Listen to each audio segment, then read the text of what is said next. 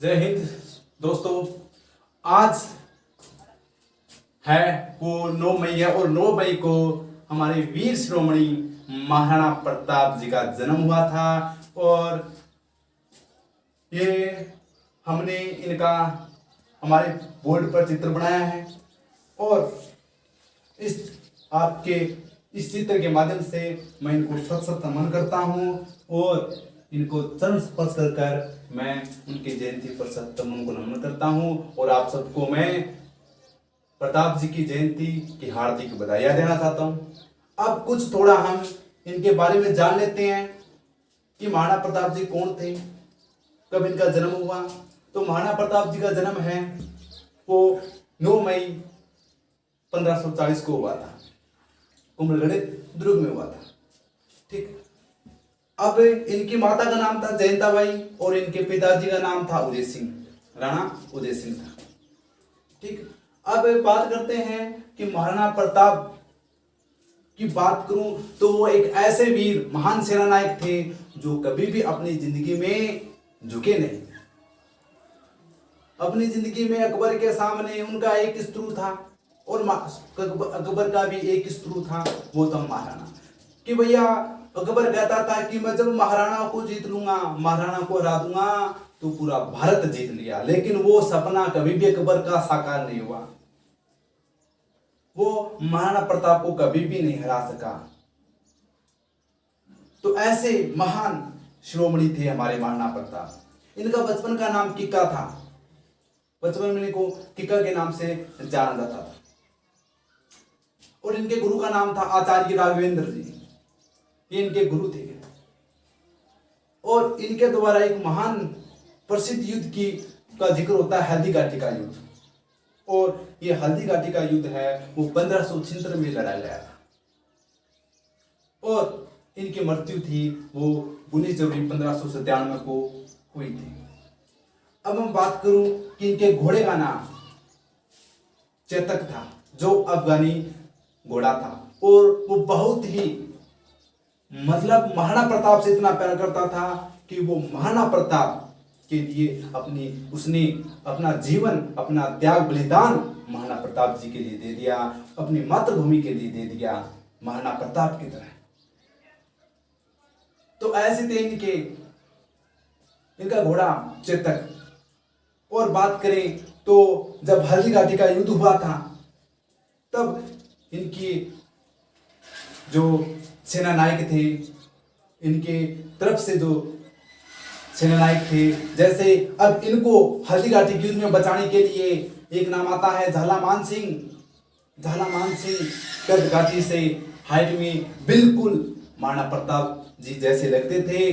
और उन्हीं की वजह से जब मुगलों ने महाराणा प्रताप को घेर लिया तब वहां पर झालामान सिंह ने महाराणा प्रताप को उस मुगलों से बचाया था, उन मुगलों से, और आप समय वीरगति को प्राप्त हो गए। तो ऐसे थे उनके सेना नायक महाराणा प्रताप जी के, जो अपनी मातृभूमि के लिए बलिदान दे देते थे। और ऐसे थे हमारे महान सेना नायक वीर शिरोमणि महाराणा प्रताप। तो एक बात मैं बता देता हूं आपको कि महाराणा प्रताप जी से जो मोटिवेशन मिलता है वो कहीं नहीं मिलता है।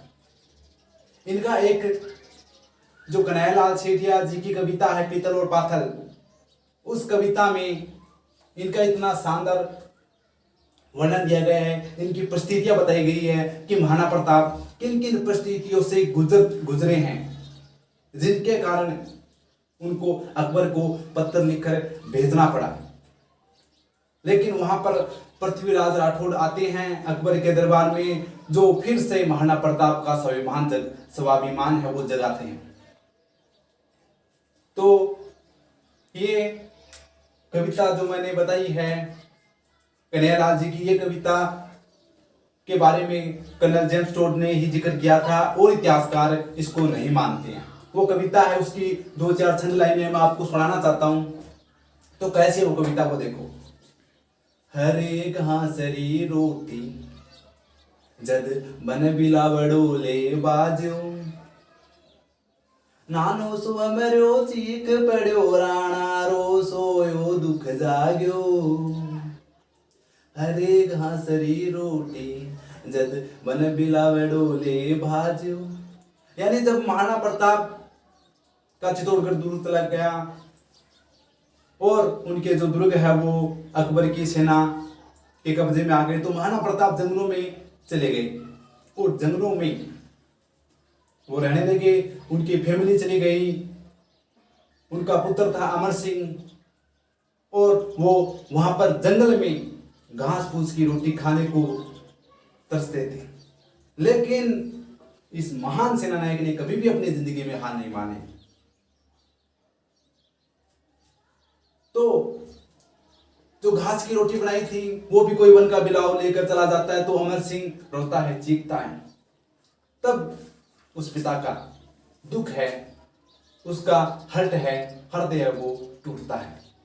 तब महाराणा प्रताप कहते हैं, मैं लड़ो गणो मैं सयो गणो मेवाड़ी मान बचावन ने, मैं पाछ नहीं राखी रण में बेजारो खून बहावन ने, जद आज बिलक तो देखूं जद राजकुंवर ने रोटी ने, मैं भूलू क्षत्रिय धर्म ने मैं भूलू हिंदवाणी चोटी ने। यानी महाराणा प्रताप का हृदय उस समय बहुत टूटता है और वो कहते हैं कि मैं इस अपनी धरती के लिए, अपनी मातृभूमि के लिए लड़ा,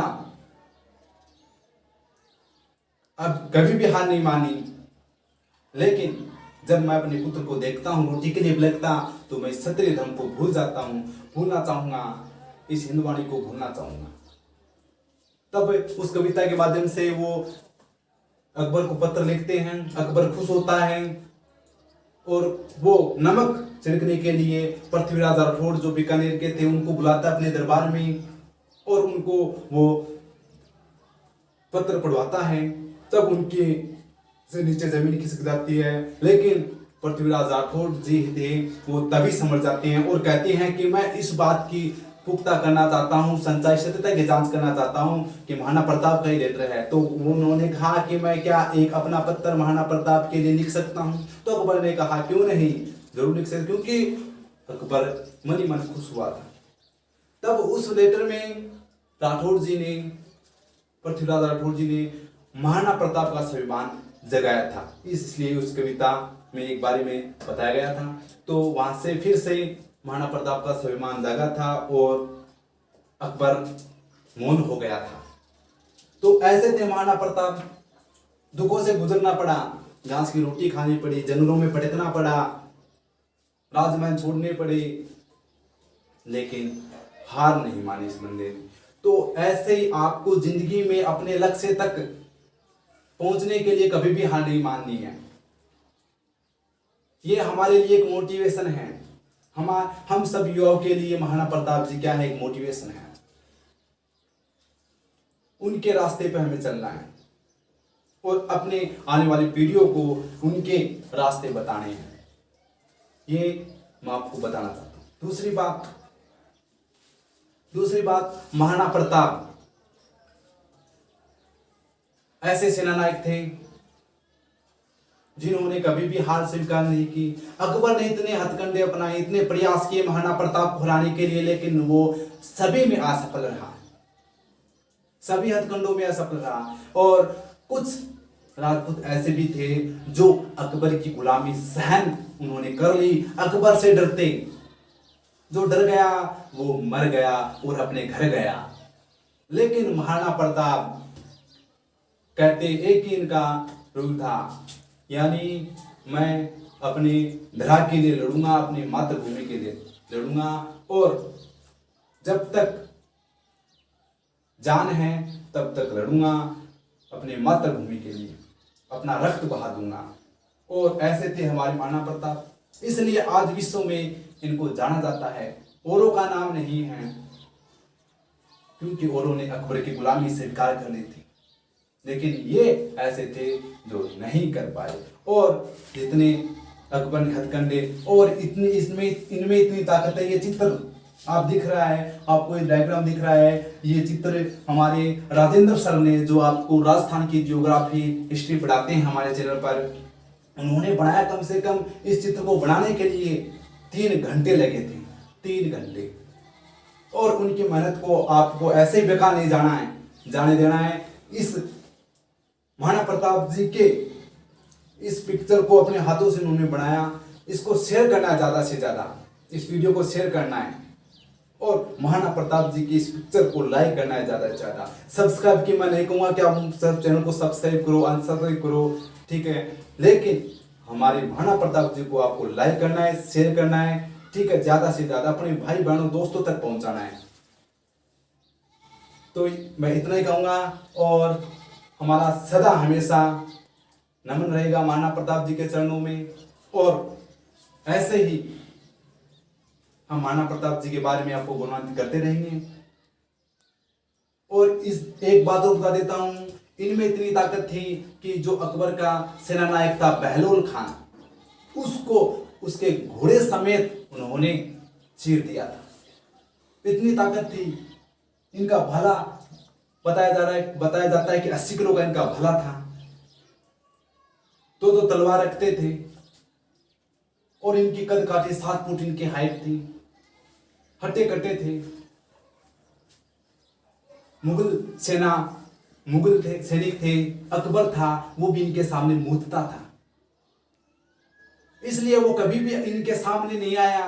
पता है कि जब आएंगे तो हमें भी हमारे घोड़े समेत, हाथी समेत महाराणा प्रताप काट देंगे और हमारा नाम वो निशान मिट जाएगा इस दुनिया से।